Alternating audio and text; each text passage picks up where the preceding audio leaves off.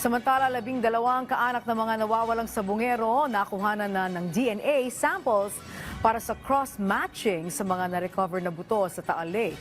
Isa sa mga whistleblower nakatakda ng magsumite ng reklamo laban sa mga pulis na isinasangkot sa kaso ng missing sabungeros. Si Ryan Lesiques sa sentro ng balita. Nakarating na sa Campo Crame ang ilang buto na na-recover ng technical diving team na sumisisid sa Taal Lake para sa paghahanap sa mga labi ng missing sabungeros. Ayon kay PNP Chief Police General Nicolas Torre III, sisimulan na ang pagproseso nito para matukoy kung mga buto ba ng tao o hayop ang nakuha mula sa Taal Lake. Halo-halo, no? Kasi alam niyo naman na may farm yan dyan sa lugar na yan. May farm. Ang Taal ay farming yan. So, andyan na lahat na makikita natin. May mga na-recover na mga animal remains, may human, at mix-mix na ang ating mga tinitingnan ngayon na mga...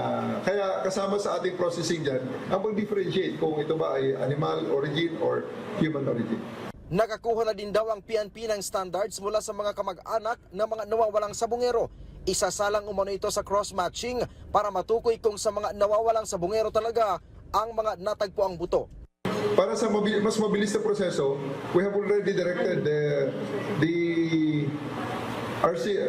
crime lab of Region 4A at saka in Batangas to already move forward to the operations para sa operations area para mabilis na ang pag-transport at pag-process nitong mga nare-recover namin. Ayon naman kay PNP spokesperson Police Brigadier General Jean Fajardo, aabot na sa 12 kamag-anak ng mga nawawalang sabungero ang nakuhanan ng DNA samples. Gagamitin ito sa cross-matching para malaman kung tutugma ito sa mga buto na nakuha sa Taal Lake.